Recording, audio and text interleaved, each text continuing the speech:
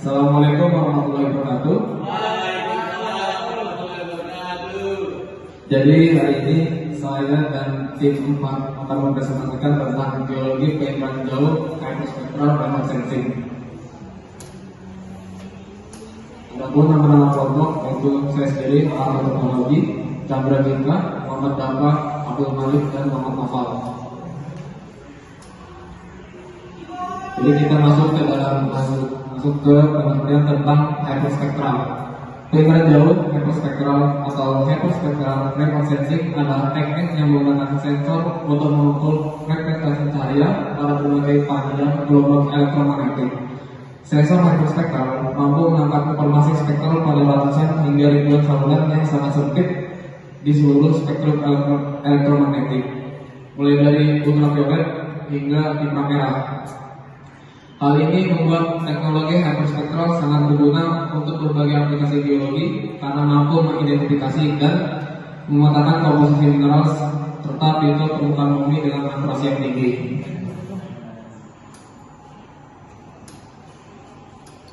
Prinsip dasar pengamatan jauh hyperspektral. Ada dua prinsip di dalam pengamatan jauh hyperspektral, yaitu spektrum reflektasi dan data kubus hyperspektral. Setiap jenis untuk spektrum reflektasi, setiap jenis material seperti mineral atau batuan memiliki karakteristik reflektasi yang unik pada berbagai panjang gelombang. Sensor hyperspektral ini mengukur reflektasi di setiap panjang gelombang menghasilkan data spektral yang sangat tinggi. Dan untuk prinsip dasar yang satunya yaitu data kubus hyperspektral, data yang dihasilkan dari sensor hyperspektral biasanya membentuk kubus data atau data cube, di mana dua dimensi mengikuti lokasi spasial X dan Y, dan dimensi ketiga mewakili panjang gelombang. Bagaimana hyperspektral bekerja? Satu, sensor dan pengukur.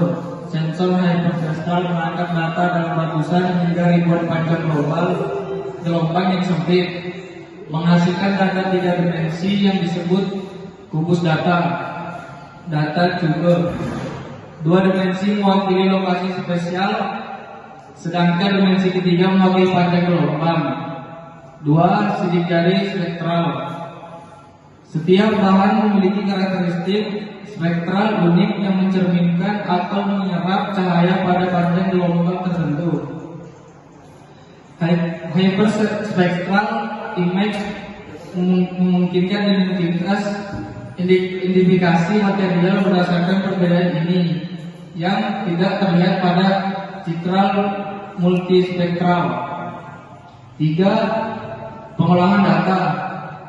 Data hyperspektral biasanya memerlukan pengolahan yang kompleks, termasuk koreksi atmosfer, analisis komponen utama, klasifikasi berbasis spektral, dan ekstraksi fitur untuk mendapatkan informasi yang berarti. Hyperspektral. Satu, deteksi material yang lebih baik dapat membedakan objek yang memiliki karakteristik spektral serupa tetapi berbeda secara kimia atau fisik. Dua, resolusi spektral tinggi menyediakan detail yang lebih halus daripada citra multispektral, kemungkinan identifikasi material yang lebih presisi.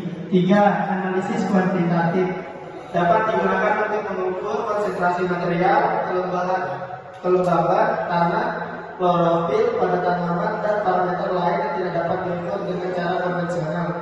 Kita masuk ke kelompok sensor hyperspektral. Ada beberapa sensor hyperspektral yang sering digunakan meliputi Aviris, ITS, Prisma, dan EMAF. Lalu bagaimana cara bekerjanya hyperspektral seperti ini? Dia melalui dari sumber cahaya menuju alat pengukuran, sensor akuisisi gambar, dan langsung masuk ke sistem pengolahan. Lalu masuk ke aplikasi hyperspektral.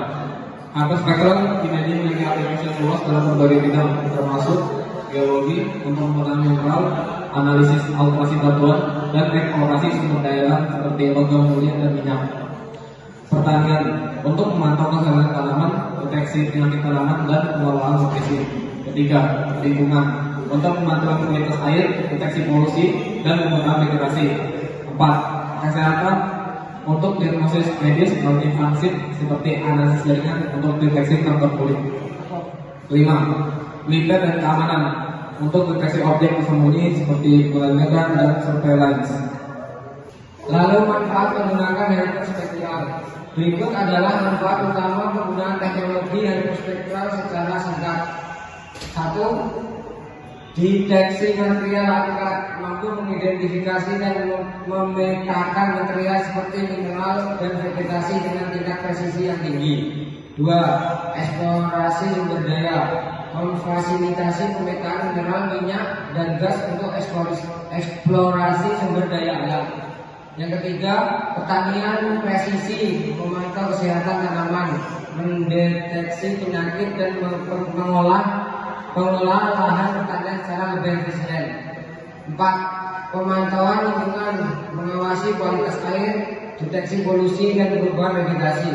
5. Mitigasi bencana, memantau dampak bencana seperti kebakaran, banjir, dan gempa bumi untuk respon yang lebih cepat.